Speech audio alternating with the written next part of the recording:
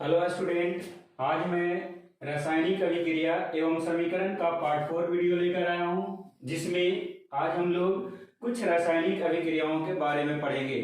जो हमारे लिए प्रमुख रासायनिक अभिक्रिया निम्न प्रकार का है।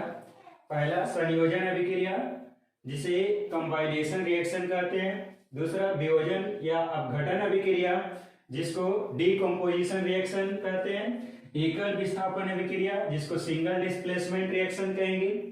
चौथा है उभय विस्थापन अभिक्रिया, जिसको डबल डिस्प्लेसमेंट रिएक्शन कहेंगे।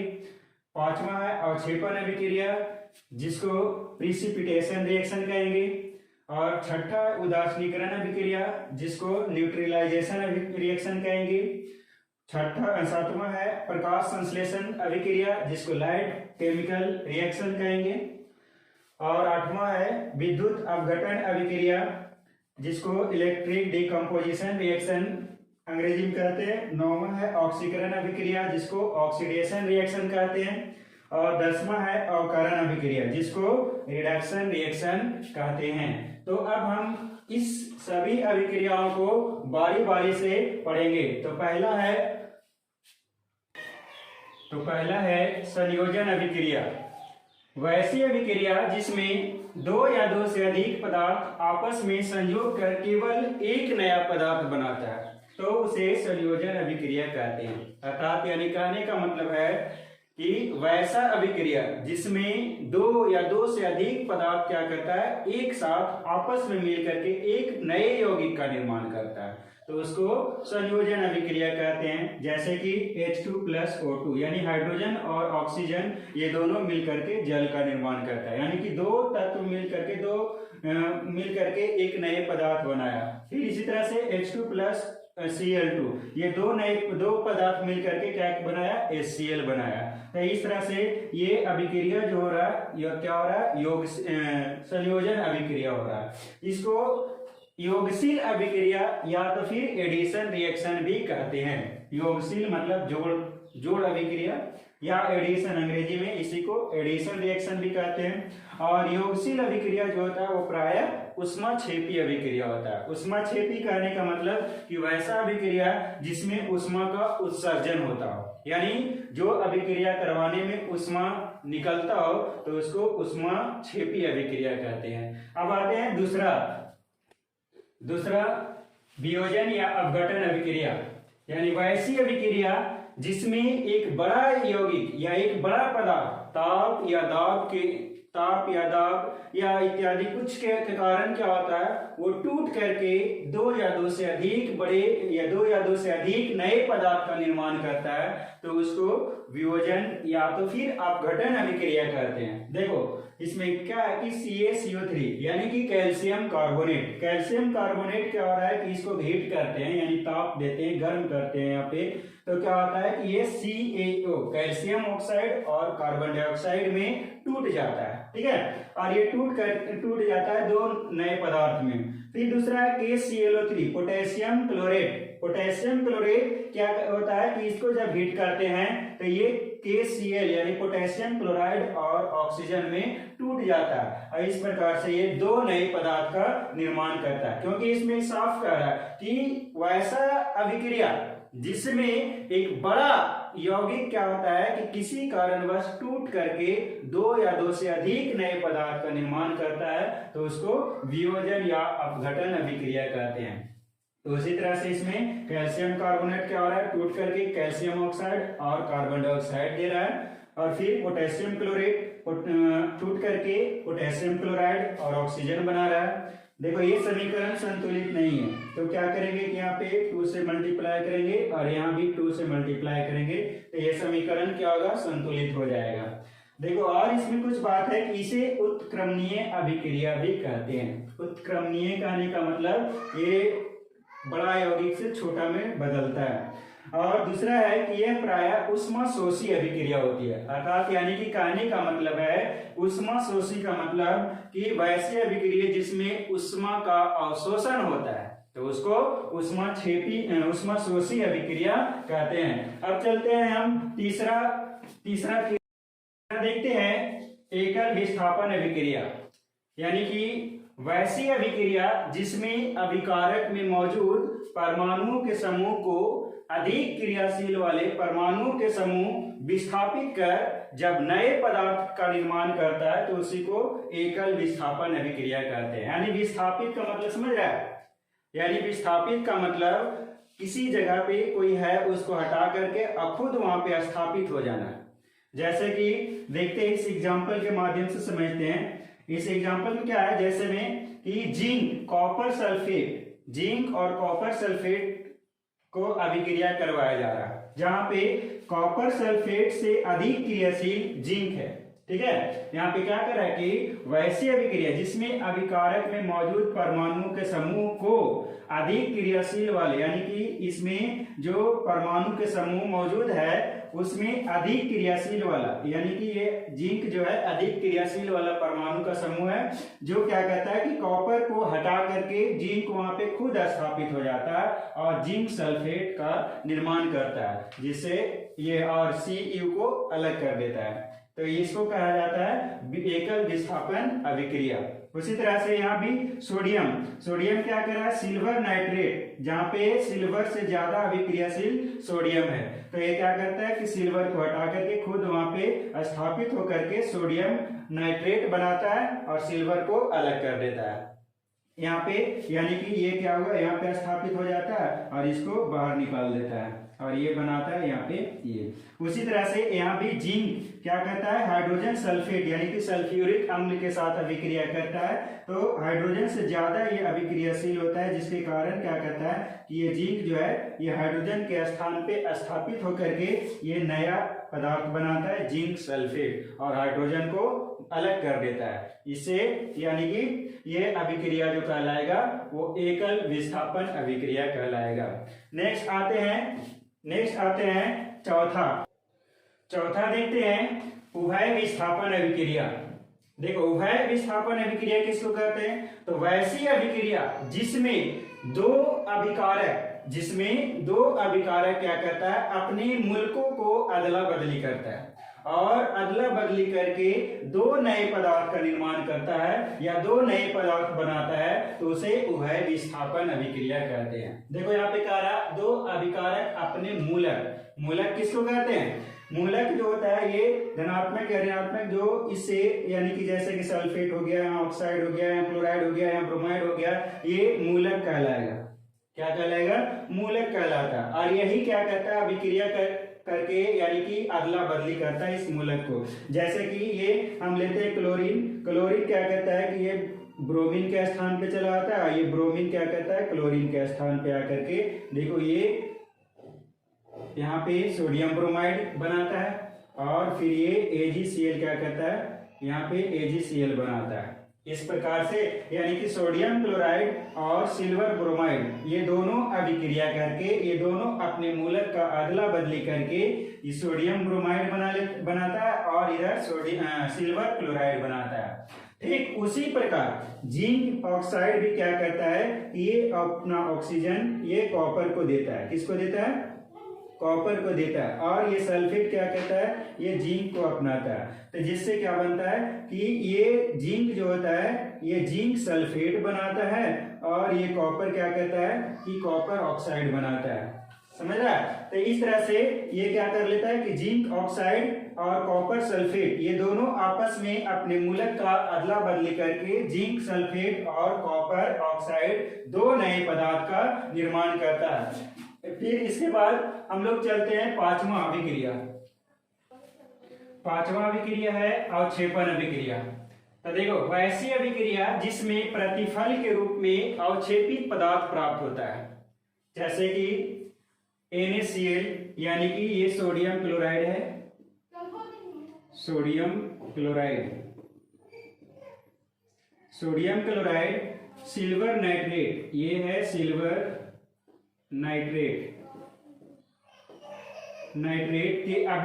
के साथ अभिक्रिया करके क्या बनाता है, सोडियम नाइट्रेट और सिल्वर क्लोराइड का अवक्षेप पदार्थ बनाता है। यानी ये सिल्वर क्लोराइड का गाढ़ा अवक्षेप होता है, इसलिए इसमें एरो का चिन्ह दिया हुआ है नीचे, यानी गाढ़ा अवक्षेप होने के कारण वो नीचे की ओर बैठ जाता है।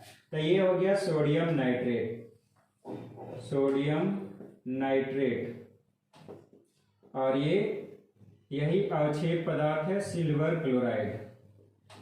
ये तो देखो यहाँ पे ध्यान दो कि इसमें साफ कह रहा है कि वैसी अभिक्रिया जिसमें प्रतिफल के रूप में या उत्पाद में क्या होता है, उत्पाद के रूप में अवक्षेपित पदार्थ प्राप्त होता है। अवक्षेपित माने गाढ़ा लेप जैसा प्राप्त होता है, तो उसको अवक्षेपण अभिक्रिया कहते हैं। जैसे कि यहाँ पे सोडियम क्लोराइड सिल्वर नाइट्रेट के साथ अभिक्रिया कराने पर क्या होता है कि सोडियम नाइट्रेट और सिल्वर क्लोराइड का गाढ़ा अवक्षेप प्राप्त होता है।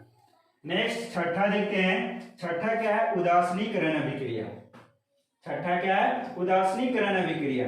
देखो उदासीनीकरण यानी उदास बना देता है, तो उदासीनीकरण किसको कहते हैं, तो वैसी अभिक्रिया जिसमें अम्ल क्या करता है कि भस्म के साथ अभिक्रिया करके लवण और जल बनाता है, तो उसको उदासीनीकरण अभिक्रिया कहते हैं। यानी कि वैसी अभिक्रिया जिसमें अम्ल क्या करे कि भस्म के साथ अभिक्रिया कर ले, अम्ल भस्म के साथ अभिक्रिया करके यदि लवण और जल बनाता है तो उसको उदासीनीकरण अभिक्रिया कहते हैं। जैसे कि यहाँ पे HCl यानी हाइड्रोक्लोरिक अम्ल सोडियम हाइड्रोक्साइड के साथ अभिक्रिया करवाने पर सोडियम क्लोराइड और जल बनाता है, तो इसे यानी कि यहाँ पे देखो साफ स्पष्ट हो रहा है, हाइड्रोक्लोरिक अम्ल यानी कि ये अम्ल है और ये सोडियम हाइड्रोक्साइड ये भस्म है, और ये भस्म अम्ल भस्म के साथ क्या कर रहा है, अभिक्रिया कर रहा है, और अभिक्रिया करके सोडियम क्लोराइड बनाता है जो कि ये एक लवण है। सोडियम क्लोराइड क्या है, एक लवण है, और ये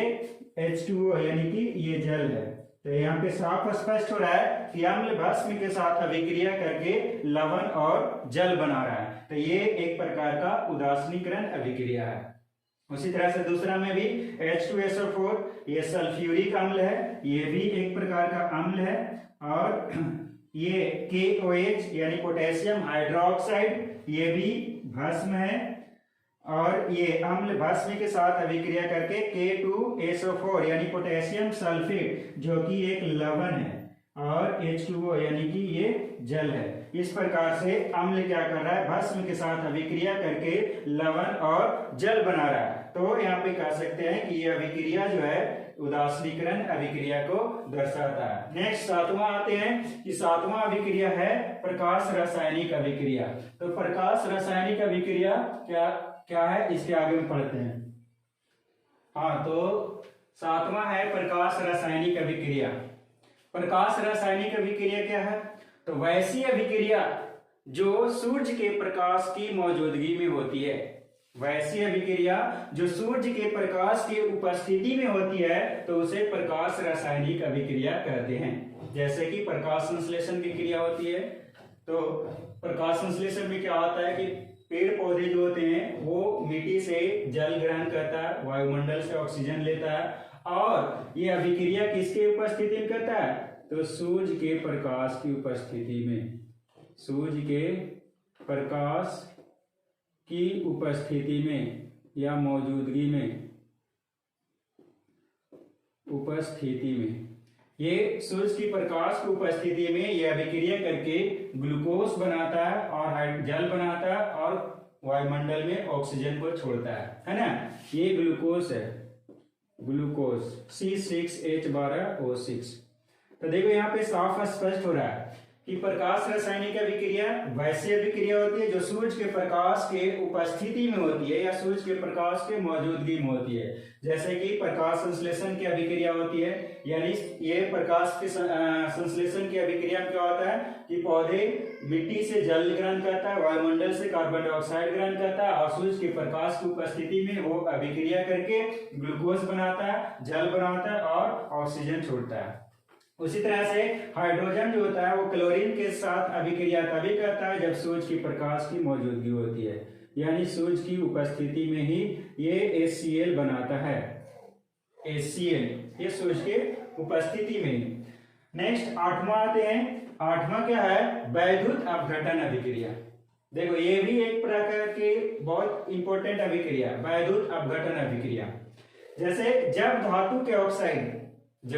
धातु के ऑक्साइड या क्लोराइड के जलीय विलयन में विद्युत धारा प्रवाहित करते हैं तो क्या होता है कि वो परमाणु वो तत्व जो होता है परमाणु में टूट जाता है। ये यानी कि कहने का मतलब कि प्रवाहित करने से धन आयन या ऋण आयन में अपघटित होता है, यानी कि टूटता है, और टूटने के बाद वो पुनः क्या होता है परमाणु में बदल जाता है, और बदल करके कैथोड और एनोड पे जाकर के जमा हो जाता है। यानी कहने का मतलब है, देखो वैसे जब धातु के ऑक्साइड या क्लोराइड के जलीय विलयन में विद्युत धारा प्रवाहित करने से वह धन आयन या तो फिर ऋण आयन में अपघटित हो जाता है, यानी टूट जाता है, और जो क्या होता है कि क्रमशः कैथोड एवं एनोड पे जाकर पुनः परमाणु में बदल जाता है, जिसको ही वैद्युत अपघटन अभिक्रिया कहते हैं। जैसे कि यहाँ पे सोडियम क्लोराइड है। अब सोडियम क्लोराइड में यहाँ पे सोडियम एक धातु है जिसका क्लोराइड हम लिए हुए हैं, यानी ये सोडियम का क्लोराइड है, और सोडियम के क्लोराइड में अगर के जलीय विलयन में हम क्या कर रहे हैं कि विद्युत धारा का प्रवाहित कर रहे हैं, यहाँ पे विद्युत धारा दे रहे हैं। तो विद्युत धारा की प्रवाहित करने पर क्या होता है कि सोडियम और क्लोरीन ये क्या हो रहा है कि आयन में टूट रहा है, ये धन आयन हो गया और ये ऋण आयन हो गया, यानी प्लस धन आयन का सूचित करता है और माइनस ऋण आयन का।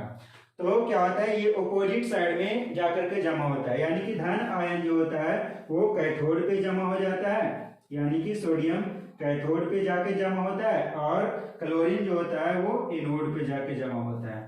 ठीक है, तो इस प्रकार से ये अलग हो जाता है। तो ऐसी अभिक्रिया को वैद्युत अपघटन अभिक्रिया कहते हैं। नेक्स्ट अगला चलते हैं ऑक्सीकरण अभिक्रिया। चलो, तो 9वां है ऑक्सीकरण अभिक्रिया।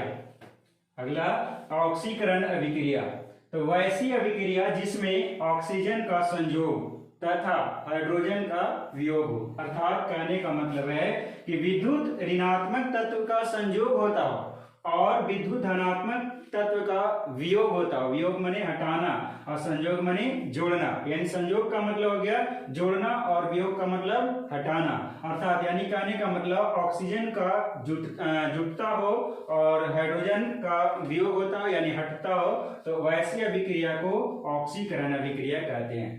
देखो अब यहाँ पे एग्जाम्पल हम लेते हैं कि जैसे कि मैग्नीशियम ऑक्सीजन के साथ क्या करता है अभिक्रिया करके MgO बनाता है, यानी कि मैग्नीशियम ऑक्साइड बना रहा है। देखो यहाँ पे क्या हो रहा है ऑक्सीजन का संयोग हो रहा है, ऑक्सीजन क्या कर रहा है मैग्नीशियम के साथ मिल रहा है यानी कि जुट रहा है। तो देखो ये समीकरण थोड़ा संतुलित कर लेते हैं, यहाँ 2 मल्टीप्लाई होगा, यहाँ भी 2 मल्टीप्लाई हो जाएगा।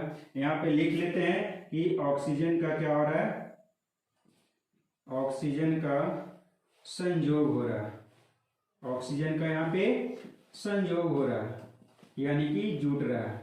फिर इस पे देखो अगला एल्युमिनियम, एल्युमिनियम क्या कर रहा है क्लोरीन के साथ अभिक्रिया कर रहा है और अभिक्रिया करके क्या बना रहा है एल्युमिनियम क्लोराइड बना रहा है। अब देखो यहाँ पे क्लोराइड बना रहा है एल्युमिनियम क्लोराइड, तो देखो यहाँ पे एल्युमिनियम क्लोरीन के साथ अभिक्रिया कर रहा है, जबकि एल्युमिनियम जो है ये विद्युत धनात्मक तत्व है। क्या है विद्युत धनात्मक तत्व है और ये विद्युत ऋणात्मक तत्व है। जो विद्युत ऋणात्मक तत्व क्या हो रहा है ये एल्युमिनियम के साथ संयोग कर रहा है, क्या कर रहा है संयोग कर रहा है, यानी कि एल्युमिनियम इसमें जुट रहा है ऐड हो रहा है। तो यहाँ पे हम लिख सकते हैं कि यहाँ पे एल्युमिनियम यहाँ पे संयोग कर रहा है, अर्थात यानी कि ये विद्युत धनात्मक तत्व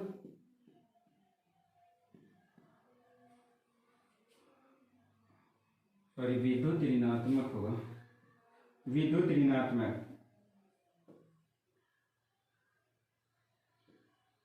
ऋणात्मक तत्व का संयोग हो रहा है, विद्युत ऋणात्मक तत्व का संयोग हो रहा है। देखो ये समीकरण संतुलित नहीं है, इसको संतुलित कर लेते हैं, यानी 3 दूना का 6, 3 दूना का 6 तो ये हो जाएगा संतुलित हो जाएगा। तो देखो यहाँ पे ध्यान देना एक बात, थोड़ा मिस्टेक हो गया था कि एल्युमिनियम क्लोरीन के साथ अभिक्रिया करके एल्युमिनियम क्लोराइड बना रहा है, जो यहाँ पे क्या हो रहा है विद्युत ऋणात्मक तत्व का संयोग हो रहा है, यहाँ पे जुट रहा है। जैसे क्लोरीन जो है विद्युत ऋणात्मक तत्व है जो ये जुट रहा है एल्युमिनियम के साथ। नेक्स्ट है अमोनिया। अमोनिया क्या कर रहा है ऑक्सीजन के साथ संयोग करके नाइट्रोजन और जल बना रहा है। क्या बना रहा है जल बना रहा है। तो यहाँ पे देखो हाइड्रोजन को हटा रहा है, नाइट्रोजन क्या कर रहा है, हाइड्रोजन को हटा रहा है। तो ये हाइड्रोजन का यहाँ पे वियोग हो रहा है, क्या हो रहा है, वियोग हो रहा है। यहाँ पे लिख सकते हैं कि हाइड्रोजन का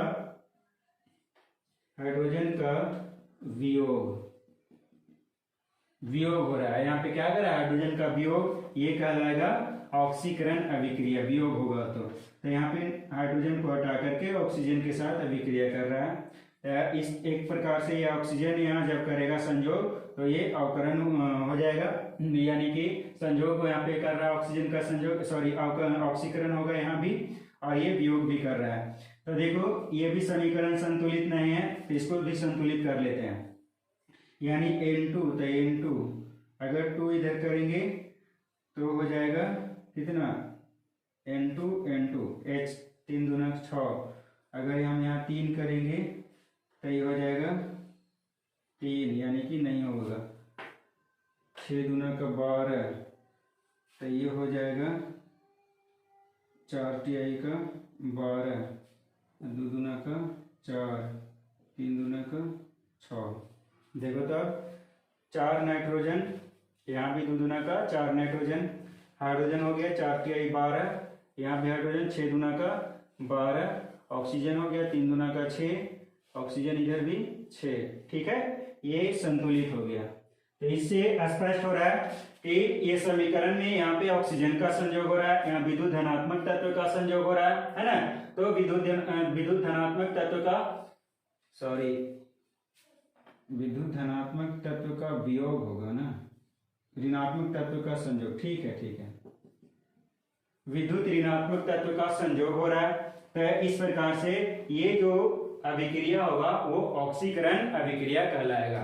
नेक्स्ट हम आते हैं 10वां लास्ट, अवकरण अभिक्रिया। तो देखते हैं अवकरण अभिक्रिया।